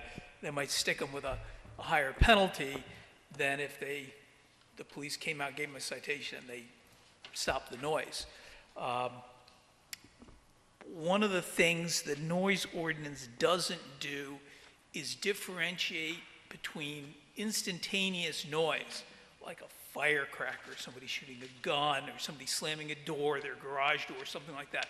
That's an instantaneous noise that can be very loud, as opposed to somebody playing their radio really loud over a long period of time. And I think that maybe you want to have some limit, whether it be a 2-minute reading or some limit in the law that's longer than an instance, okay? I don't think, now granted, somebody isn't gonna, if somebody complains about me slamming my garage door, by the time the police get there, the door's already shut. But there may be instances where something like that happens, and I don't think that that's really the intention. Certainly, something like firecrackers, whenever they're used, they may be in violation if it's a small property. So you may want to consider, how you want to deal with that aspect. I'm not against these ordinances. Another thing you may want to think about is sometimes these noises are not on a property. Maybe somebody's sitting in their car or walking with, a loud radio or something creating noise, and they could be walking past your house on the road and, disturbing you. And there would be, on this ordinance, I don't think there would be necessarily anything you could do about that kind of situation. Hopefully it won't occur, but just something for you to think about in terms of noise. I'm not going to think about incidental noise, James. About somebody slamming their door, and then, come on. That's not what we're talking I know that's not what you're talking about, but the way the law is written, okay, Yeah. you could get a ticket for that. And that's why I'm saying you should have the reading a certain amount of time. And I think between Tommy Corker and the chief and his staff, I don't think they're gonna do something like that. Tommy would have to be there. Yeah. Fireworks are illegal, shooting a gun that close to somebody's house, number 2 is illegal, so. Well, I was just using those as examples of instantaneous noise because And they those are wouldn't- allowed. instantaneous I'm noise just wouldn't be able to be expressing monitored. that my feelings is that that's why we didn't go there. It's Yeah. just- And you it's can't too monitor it restrictive. anyway. I mean, But I don't think it would be hard for you to put in a time limit for which the monitoring would occur. One second. No, I have full respect. I think what the it was chief and the written. police department and Tommy will know exactly what to do and trust their judgment, okay? Yeah, I think all Jim is saying is the law might not be clear enough. I don't think he's saying we should bring people in for instantaneous noises. That happens. You're saying it's not, somebody could, the way our code is written, complain about an instantaneous noise. And we can Because we tell don't them- say a continuous noise, gotta- because that's what we're really after. The But, and that's what I'm saying, is you can write that into the law. There was a noise of a shot, and it was 80 decibels or something. Yeah, but And this is not, all he's saying is we maybe need to clarify. He's not saying we need to it's bring clear people enough. in for doing No, instantaneous noise. I understand what he's So- saying. I do too. And that's why I think you I could, don't slam my door. you can clarify in the code that the reading has to be a certain length of time, whether it be a minute or 2 minutes, that you can do that in the code to specify what you're looking for. I'm fine with it. I'm fine with the way it's And, written. and if it's recorded and there's a way to record it on paper, then you can actually see, particularly if it's time-stamped and dated, that provides additional backup that you can see, oh, this occurred for X Right now, we don't have anything number that says like, time. after 1 hour is when you could ticket them. Well, instantaneous, if it can't be measured by me or by the police department, Yeah. then it's not a violation. It's not a violation. It's like saying if it's a 55-mile-an-hour No. speed zone and you're doing 56, and it's not being recorded, it's not a violation. So the instantaneous slamming of a door, if the report comes into myself or to the police department, and we can't measure it at the time because the door's already been slammed, there's no way to go back and give a repercussion on something that we didn't hear. Just like the cops can't give a ticket Yeah, I for somebody mean, doing that I 56 miles an hour and 55 somebody told and me. didn't shoot radar and catch it. Right. I understand that, but I'm saying, So is violation can't happen. is there a limit of how long someone can play something, or say it's loud music? Yeah, we've got times in here, It's 10 PM time, to 7 right? PM, and it's gotta be measured at the property line. No, but I mean, it's with like, an can't officer. play for more than an hour. Like, say it's an hour, You they can can play for 10 for. hours, as long as it doesn't exceed the decibel limit. What he's saying is. No, what I'm saying, Only 10 minutes, is that long enough to, and you could get there within 9 minutes and measure it. As long as we can measure it, it's a violation. So as long as you can measure, it's a violation. That's what That's what the code says. Comes there, however long it and takes the you door to get there slams, and he's I measuring can't it. measure it, if something happened, and and it was for 3 minutes, and we didn't get there to the 4th minute, and it didn't happen anymore, a violation hasn't occurred. Nobody's gonna complain if it's 3 minutes and it's once in a while, but if Well, it's 3 again, minutes. if he's talking instantaneous with a firecracker or a door, then Well, if they're gonna complain, Yeah. it's irrelevant, because we can't measure it. If it's Then 10 o'clock not every, paying for ticket, if it's you an can't instantaneous measure it. noise every day at 10 o'clock in the morning, then that could be a problem that you could measure, I suppose. Well, That's a violation. That's a Then the violation. violation would happen. You can measure it. So it's the measurability of it that really determines. Yeah, That's correct, not the length exactly. of time or the availability, it's the measurement. It's the actual being caught in the act of. I'm pretty confident if you slam your door, even if you did it every day at 10 o'clock, You're not gonna- it's not gonna be measured at the town, the Property property line. Yeah. They make it a violation anyway. Yeah, possible. A firecracker, right? But firecrackers are, then you got other issues. You're Yeah. going, you've got other problems. But basically, what I'm saying is the measurement should be got a specific length of time, whether it be 1 minute Yep. or 2 minutes. That's all I'm asking for, to be added in to clarify that. Thank you.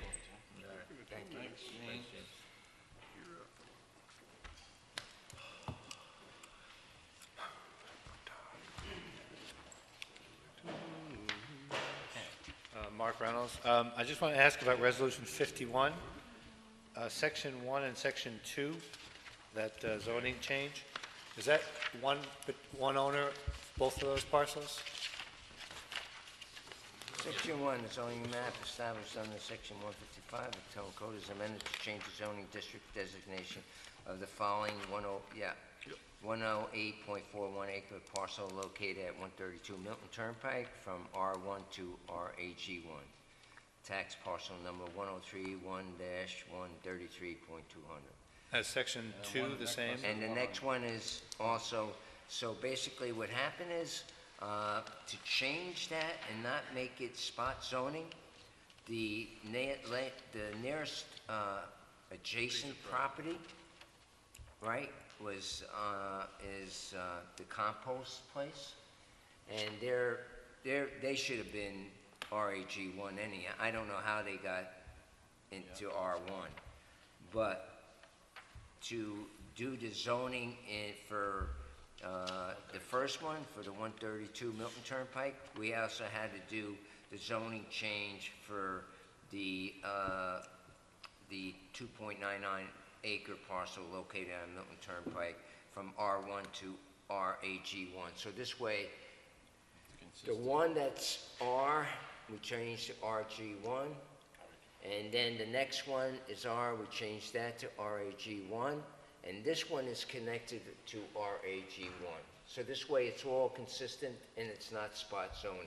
What, are they two different owners? Yes, Okay, and you say number 2 is the compost? yes. Okay. So that, you kind of answered my question. My next question was, is it spot zoning? But are you doing number 2 gratuitously to make number 1 work? I am. But, Well, not necessarily. Two's being done because the zoning that it was in is incorrect to start with, so it's almost Yeah, I an was gonna- incorrection of zoning. Okay. So when one came in looking for the zone change, we looked at one, we looked at two, and said two is in the wrong zone to start with, so it was almost a correction of zoning. So it wasn't because one did it, we were changing two.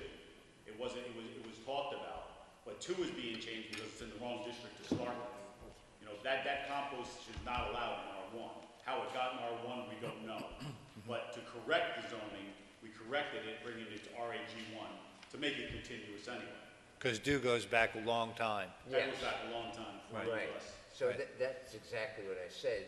But basically, what led us to it was the request to change the first piece of property to the RAG1.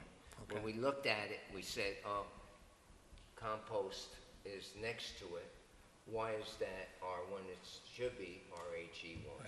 Right. So to correct what happened in the past, Right. we changed that also. Now it's continuous and it meets up with the RAG1 on the other side. So now it's one continuous piece of property Okay.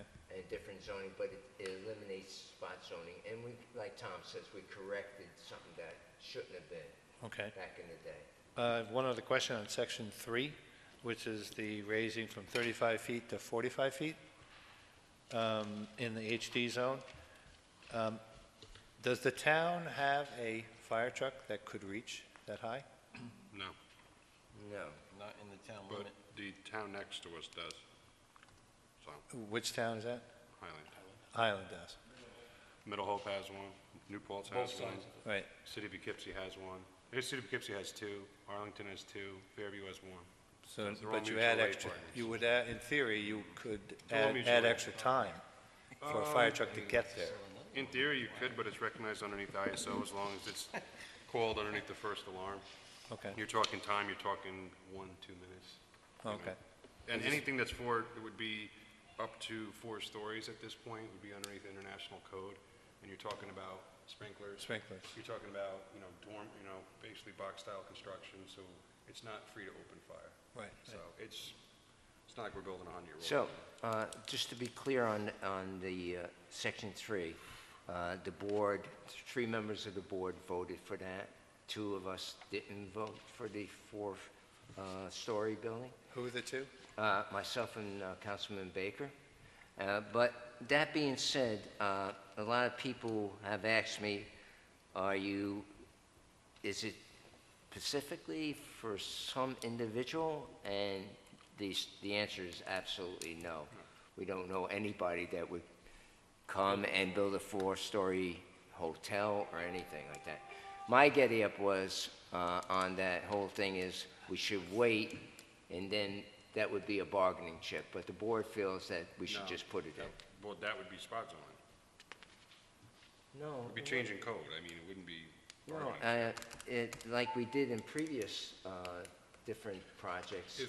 I know, but if somebody comes. The person that wanted to do the development came to the town and said, we can't do it because of certain code changes we need. Yeah, if I were to represent a developer and I called up Tom's office and said, how you doing, Mr. Corcoran? My client's looking at this parcel, we're interested in developing it. Do you allow 4-story structures in the building? You would tell me, in the town, you would tell me no, right? I'd say, thank you for your time, Mr. Corcoran, and I'd call another town. I'm not gonna call them up to, what can we do? No, I Just- disagree because somebody calls the supervisor of town of Marlborough, says, listen, I'm interested in putting in a 4-story building. Could I come and talk to you about this? And I said, well, it's not in our code, but we could definitely talk. What That's if not you're- illegal. What That's if you were a not spot zoning. What if you were a supervisor who said, no, we don't allow it, I don't talk to you? I don't know, it needs to be in there. Yeah, it could work either way, but we've worked things to our favor in the past by accommodating people and getting, It took that's like, the way it 15 works. years to build a Dunkin' Donuts? How did we accommodate anybody? I don't even want to It's go not on down. the I'm not gonna go down the road, but you can't say we accommodate people. That's a silly remark. It's not a silly remark. Because they were in front of the planning board years ago, and then they backed out. That's the fact about the matter. You can't control people who are building, and you can't say, that was a different time, a different planning board, a different town board. If it was gonna happen then, it would have happened. So, Thanks. that being said, that's the only remark I have to say about that. Thanks. You're welcome.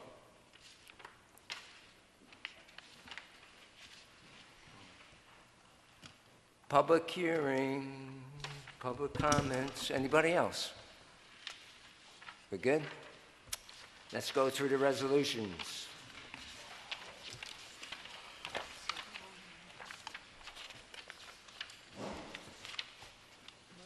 Come on, you're gonna miss the fun part there. Tim, you're gonna miss the fun part. Thank you. What's the board's, okay, so on the Resolution 51 to introduce a local law of the year 2018, Supervisor Lanzetta introduces the following proposal, a local law to be known as local law number. We don't know really what that is right now. We could add that in later. But basically, I think Section 1, the zoning map established under Section 155-8 of the Town Code is amended to change the zoning district designation of the following 108.41 acre parcel located at 132 Milton Turnpike from R1 to R-AG1, tax parcel number 103.1-1-33.200. Section 2, the zoning map established under Section 155-8 of the Town Code is amended to change the zoning district designation of the following 2.99 acre parcel located on Milton Turnpike from R1 to RAG1, tax parcel number 103.1-1-33.100. Schedule 1 of Chapter 155 of the Town Code is amended to increase the maximum height in the HD zone from 35 feet to 45 feet, and then to increase the maximum number of stories from 2.5 to 4 feet. Section 4, Schedule 1 of Chapter 155 of the Town Code is amended to reduce the minimum lot area of the HD district for properties with public water, I'd like to repeat that, with public water and public sewer from 2 acres to 1.5 acres. Section 5, Section 155, 12D, little e of the Town Code is amended to provide for a maximum of 2 dwellings units over a ground floor retail commercial use for parcels with public water and public sewer. Section 155, Section 6, Section 155-12, capital D of the Town Code is amended to add a subsection little g, reading as follows: for parcels with public sewer and public water, there may be up to a maximum of 4 multiple family dwelling units above a ground floor retail commercial use. Section 155-12, parentheses, large D of the Town Code is amended to add new subsection little h, reading as follows: for parcels with public sewer, public water, there may be up to a maximum of 4 multiple family dwelling units above a ground floor retail commercial use, and the units may be of 2-story design. Section 8, Section 155-30 of the Town Code is amended to add a new subsection 3, reading as follows: C1 District, A, minimum lot area shall be 5,000 square foot. B, lot shall be served by utilities, public water, and public sewer water. C, setback for front yard shall be a minimum of 5 feet, each side yard may be 0 feet, and rear yard shall be minimum of 20 feet. Notwithstanding, in D, this is D now, notwithstanding design standards in Section B, capital B, maximum density should be 4 dwelling units over a ground floor retail commercial use. The maximum number of 4 dwelling units may be 2-story design.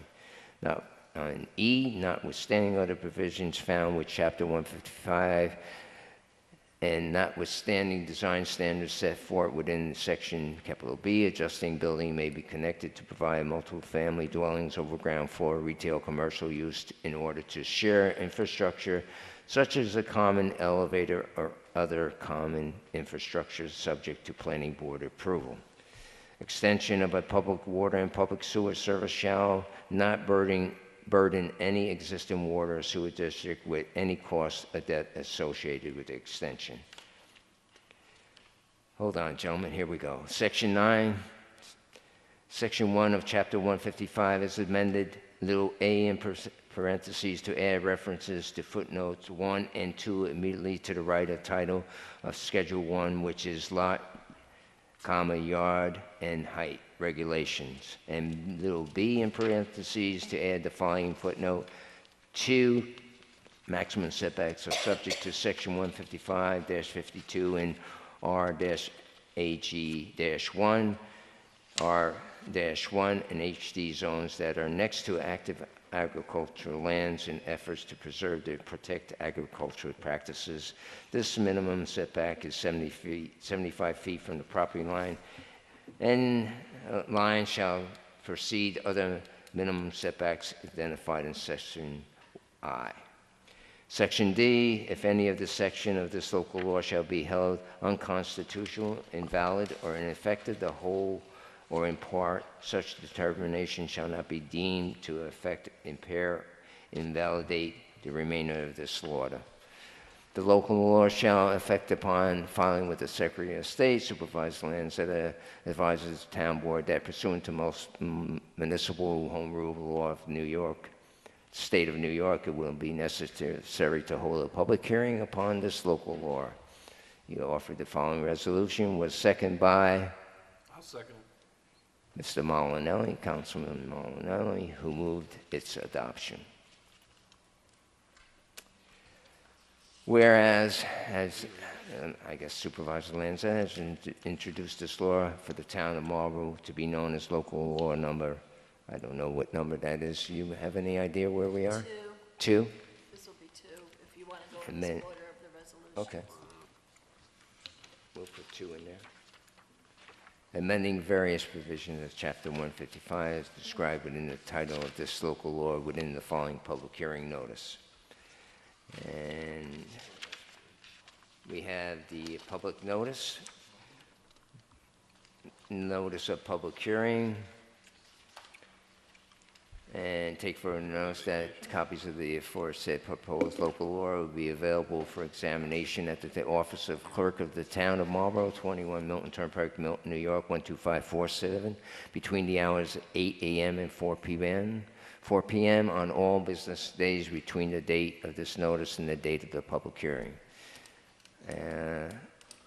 Take note, further notice that all person interested in citizens shall have an opportunity to be heard on said proposal at the time and place for aforesaid. Colleen, could you poll the board, please? Yes. Supervisor Lanzetta. Yes. Councilman Molinelli. Yes. Councilman Corcoran. Yes. Councilman Baker. I will say yes with the comments that we talked about before. I don't support the increase of stories from 35 to 45 or going to 4 stories because I don't think there's a case that's been built saying we have to consider that at this time. I think if someone were interested in building a 4-story building in our town, we would certainly listen to them. I think that person would probably do their market research and make sure that it was something that was needed in the town before. I don't think the fact that we have 35 feet in our code is limiting anybody at this point. So I just think it's premature, and that's my opinion. So I respectfully understand other people's position on this, but so I will vote yes, but with those reservations. Councilman Koenig. Yes. Okay, Resolution 52 to introduce local law of the year of 2018. Supervisor Lanzetta introduces the following proposal of local law to be known as local law number 3. Yes. The local law of the town of Marlborough, Ulster County, New York, amended Chapter 105, noise of the town code. I don't think I want to read this. You don't need to read it all. Doc's like, come on, he's been waiting for this forever. Supervisor Lanzetta would add in, if you close your door and slam it, we will have the police on you. Slamming doors. Super Lanzetta advises the town board that pursuant to Minoso Home Rule Law in the state of New York, it will be necessary to hold a public hearing upon this local law. You offered the following resolution, which was seconded by Councilman I'll second. Councilman Koenig. Thank you. And so we'll have a public hearing on that. It'll be advertised. And could you please poll the board? Supervisor Lanzetta. Yes. Councilman Molinelli. Yes. Councilman Corcoran. Yes. Councilman Baker. Yes, and I'd like to thank Officer. Police Chief Kokoza for helping us on this, and Tommy Corcoran, and Dr. Tatum. Thank you for your help on this. Yep. Where was I? Where were you, Al? Where was Yeah, you're just a Wasn't I there? supervisor. You were a bystander. He's not thanking you. You're just a supervisor. Councilman Koenig. Yes. So moved. Thank you, gentlemen. Here we go. Resolution 53 to introduce a local law of the year of 2018. You can go now. This is a request by, Thank you. bye-bye. It still has to go through public hearing, right? Yeah. Yeah, so. Still has to go to a public hearing. That'll be in 2 weeks. So we'll see you back. Thank you very much. Appreciate your help. And your daughter wasn't ever going to be done. Your daughter would never be done. So we're going to strike out 1 and continue with 1 with the installation of swings at other playgrounds. The exemption, no building permit shall be required for work in any of the following categories. So we eliminated section 1. So Tom, just to clarify, so if you want to put up a shed, you have to get a building permit now. Yeah. No matter what size. With this change that we're, Well, it just Honestly, clarifies it. It's been the law of the town anyway, because. yeah, I thought so. Okay. This was an imperfection found in the code because, again, zoning overrides the sentence. Even if this said you didn't have to get a permit for a shed that was 10 by 10, but zoning required that you had to comply with zoning inside or rear yard, 10-foot setbacks. It had other stipulations, so it made no sense why this was ever here. Okay. So my 16 years, we've always required a permit if it was 2 by 2. If it was a shed, it was being constructed, it required a permit. Under New York state law, any construction would require a permit for me to do an inspection for construction purposes and met the snow load requirements and everything else, wind requirements. Okay. And we'll have a public hearing on this change also at the same time.